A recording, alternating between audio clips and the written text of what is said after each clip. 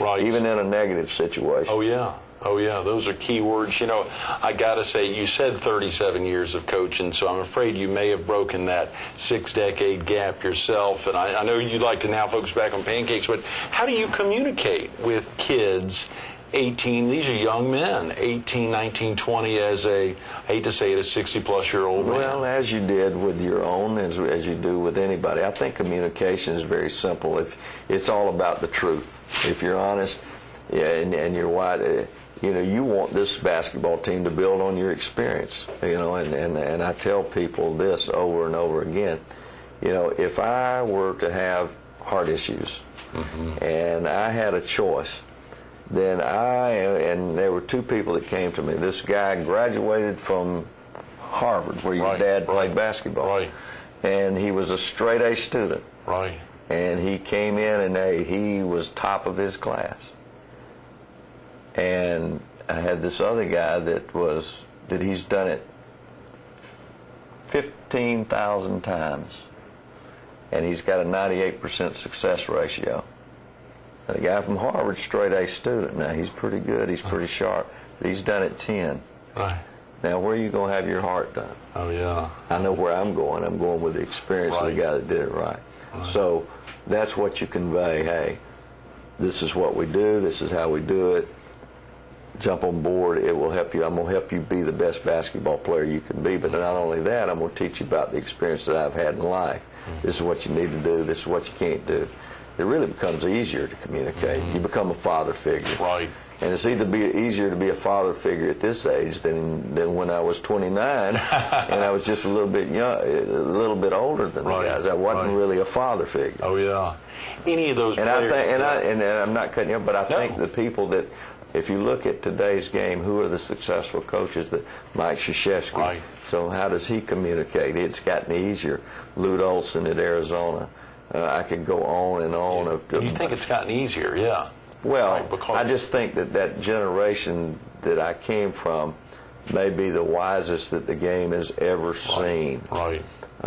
Because of the experiences that we had. And if you look at the coaches that really are ultimately successful, look at the group and the generation that I came from. A lot of Roy Williams, Gary Williams, and I can go on and on. Oh, yeah, sure. I can go on and we'll cut people off. But there's some fine young coaches. It's tough to start naming people. Yeah. That's right. You know, you think back to your early days of coaching. Were there ever folks you almost were scared to coach against because they were such big names, whether it was a Dean Smith or something? Well, I never had a fear. That's what made me go to Clemson, really and truly. I was at the University of South Alabama, and we'd build a top 10 program, and the Atlantic Coast Conference job came open at Clemson, and a lot of people told me, you don't need to take that job. Clemson's at the bottom of the barrel, and you've got to beat Dean Smith, you've got to beat Jimmy Valvano, Lefty Driesell, Terry Holland.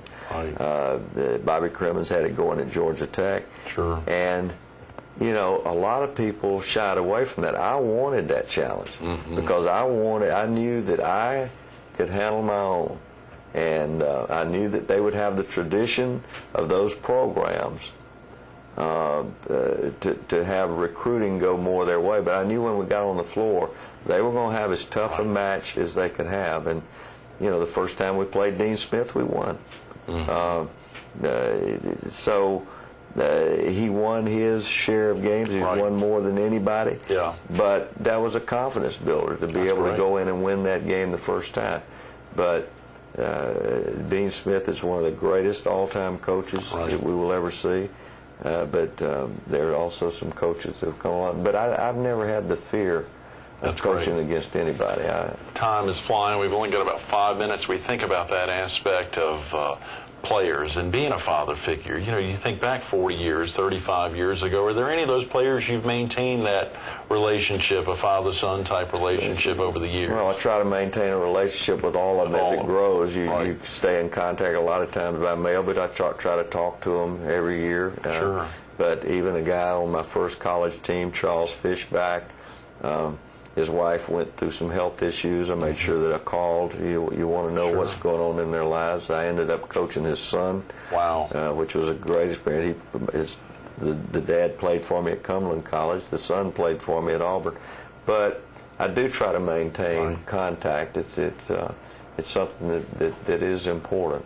Some players, not to cut you off, some players that really stand out in your mind over those years of coaching, or how about a player? You know, these are young men, 18 to 21, 18 to 22. How about a player that's made a big difference on you as a coach? That really is, as opposed to focusing on the player as someone who went on to do something, someone who maybe taught you a lot.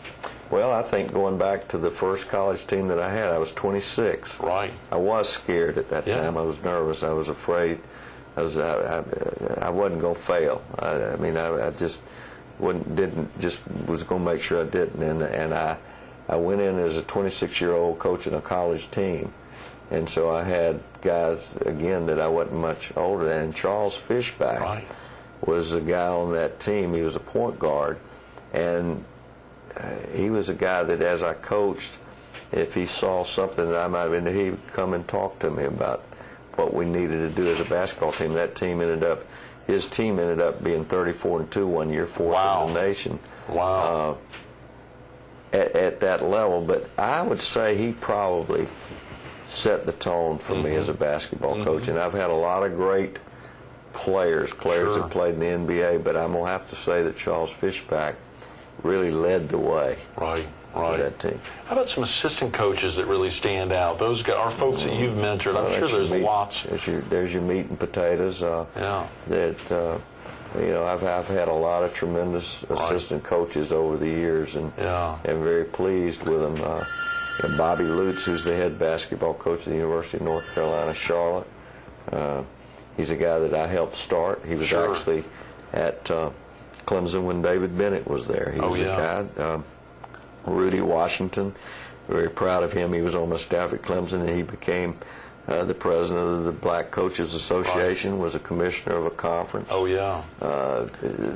You know what? You start going naming names. Remembers, I know. And then you get it. Because why didn't you mention my name? That's right. There's all of them. All my coaches and all my players. I'm proud of all of them because I wouldn't be where I was. We remember seeing Coach K and seeing Tommy Amaker and other guys that we would watch play for him there at Cameron, and then later come back. Even maybe Johnny Dawkins, seeing some of these guys who came back to be tremendous assistant coaches for him, along with so many others.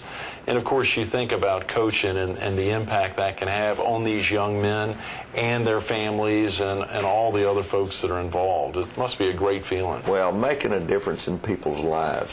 And that's whether you're coaching, whether you're doing television work, whether you're a doctor. Make a difference in people's lives, because we're here short term, really and truly. Basketball gives me the avenue, the venue, to be able to make a difference in young people's lives, and that's what I get my most fulfillment out of, is helping young people to have the day that they come back and say, Coach, I really appreciate the fact that you helped me.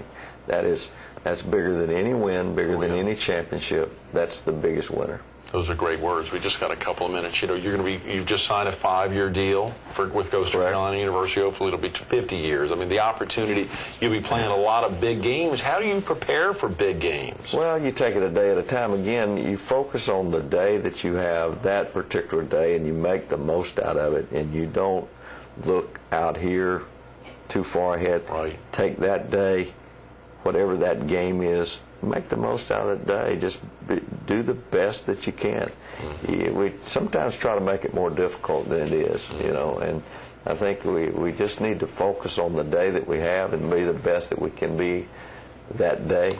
And then it all falls into place. And then you look back at the end of the year and say, wow, If you hadn't taken that first coaching job, whether it was on a college level back at 26, you knew surely with JV and then high school coaching that you were thinking seriously about it, and you'd gone to school on your own. I mean, what do you think you'd be doing if you hadn't become a head men's basketball coach? I would have definitely been working with young people in some capacity. I mean, I love children, I love young people. I would have been working somehow, some way with young people. I know that. There's something about youth that really drives you? Is there something, is it just the learning capacity? What is it? Helping them, making a difference in what they do, helping them in life, helping them with whatever their skill level may be. I just get thrill and a passion for that, and even down to, you know, I've got 2 grandchildren, but watching them and just working with a 3-year-old, getting on your knees, 7-year-old, good. You know, how can I help this little thing be better? And that's that's what even basketball camps in the summer for. I love kids coming. Always loved kids to come to my basketball camp and get my entire family there, and let's, you know, take that kid that this is not a college basketball player, not necessarily going to be a pro player, but let's help that kid have a great experience and have something positive and make a difference, and have them walk out and say, hey, I learned something here. I'd love to ask 9 more questions, but we've run out of time. Absolutely. Thanks so much for being with us, Coach Ellis. It's a pleasure. Thank you for that. Stay tuned to more Carolina People with head men's basketball coach Cliff Ellis coming up next. Get that out. October 12, practice begins. The season kicks off Friday, November 9th. Of course, you can go online to see the schedule, coastal.edu. Coastal.edu. Even though the coach is thinking about pancakes early on a Friday morning, you're probably sitting home making pancakes, laughing at the guy who's hungry. He'll head out of here and get some. We heard some great letters, heard him talk about some great mentors early on. And it's not just coaches, also players, hearing him talk about Charles Fishback. You know, and some of these great letters are early in the alphabet, whether it's Coach Chipley or Denny Crum or Coach Ellis, these CDs. We got a D in there, Hugh Durham. He skips on down to John Wooden, but also thinking about those players. That Fishback, that letter F, that sticks out in his mind. There's a lot of players over a 37-year career. He couldn't even start naming any of them. You heard him start to pull back as he started naming names because it started triggering great things in his mind. You'll see it on the basketball court at Kimball Arena. Get out there. Also, you can catch him on TV, I'm sure. Kimball Arena this year. Season kicks off Friday, November 9th. www.coastal.edu.